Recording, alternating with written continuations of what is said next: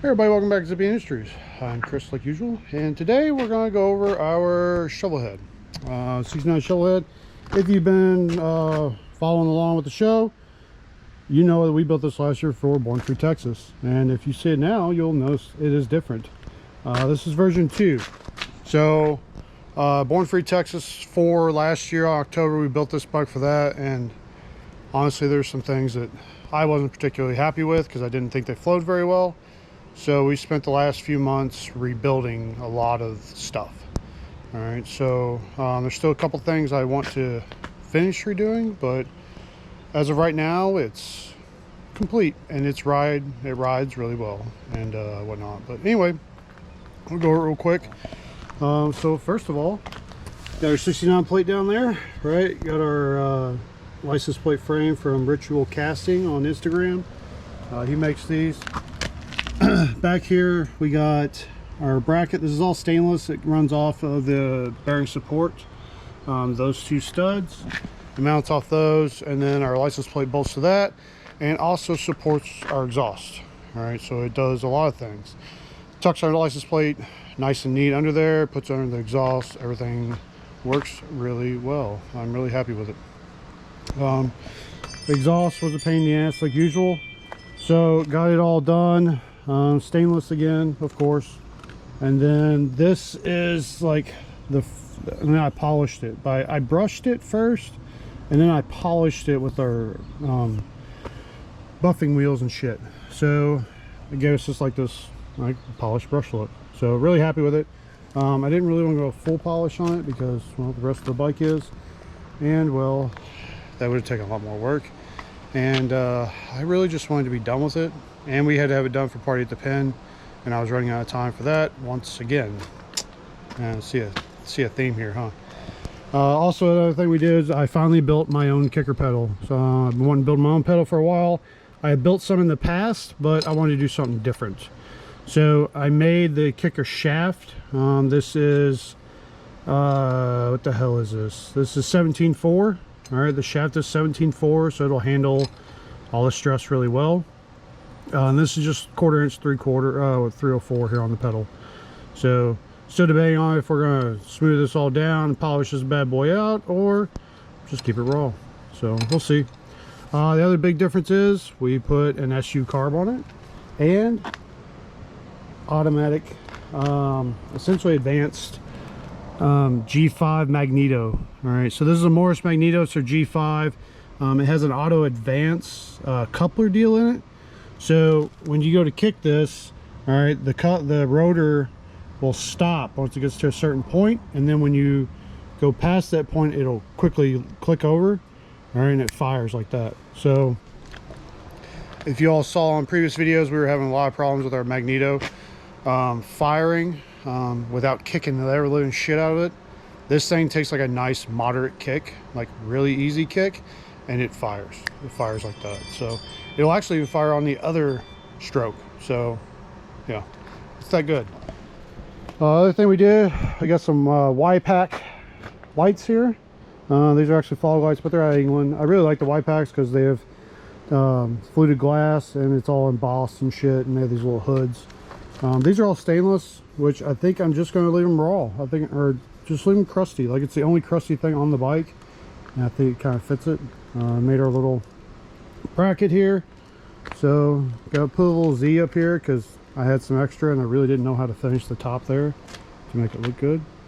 And yeah, so that's part of that. And the last thing is our bars. We made these. If you saw before, we had Z bars. They stood up really tall, and they were kind of okay. I thought they didn't fit the bike. It made the bike look tall, but not, it didn't elongate it, right? So the bike needed to give it some length, right? Which is one reason why I did the exhaust, because the exhaust before ended right here at a 2-to-1, right? And I always thought it made the whole rear look short, like it shortened the whole bike, so then it looked really weird with the long front end. But now that we have our exhaust running all the way to the back, now it lengthens everything flows really nice. All right, so got the other side too. It sounds pretty good too. So Also, the other thing I redid was this linkage. All right, before I had some dog chain shit on here, which I am not a fan of dog chains at all, like period. But it was, I couldn't figure out how I wanted to do this for Born Free bike during that build time, and yeah, I finally came up with this one. All right, so I welded a stud on this, and then it's bolted on the bottom. All right, so and it's just got a Heim. All right, so works pretty well. But anyway, then up here I just had some square stock. Now that I have a mill, I can slot this really nice and not to use the bandsaw. And the biggest improvement for riding this was this heel support. The foot clutch was super sketchy without this, and since adding this has been a massive help. And then also Rich Phillips seat. All right, so we made a new seat. We got rid of the River City, where the hell that sprung piece of crap was. It's a fine seat. It's just, it wasn't very comfortable. It didn't fit the bike. So anyway, that's beside the point.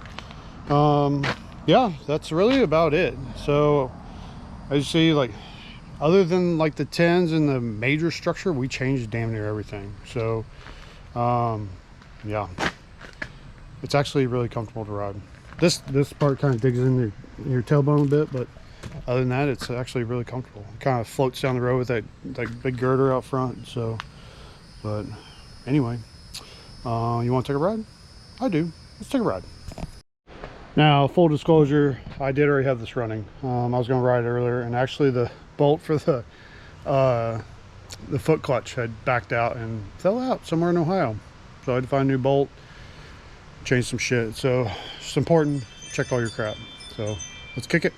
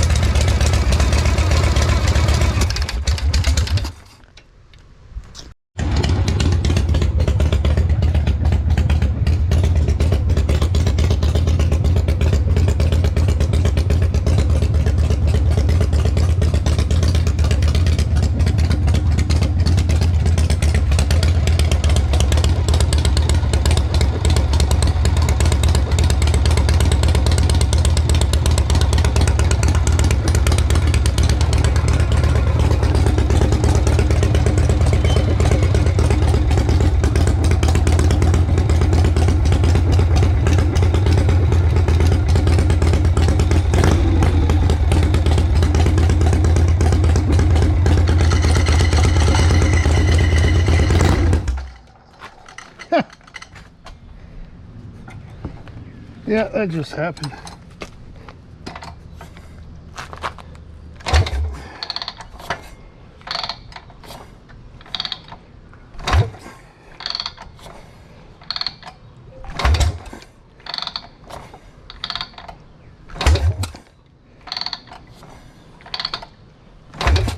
Come on.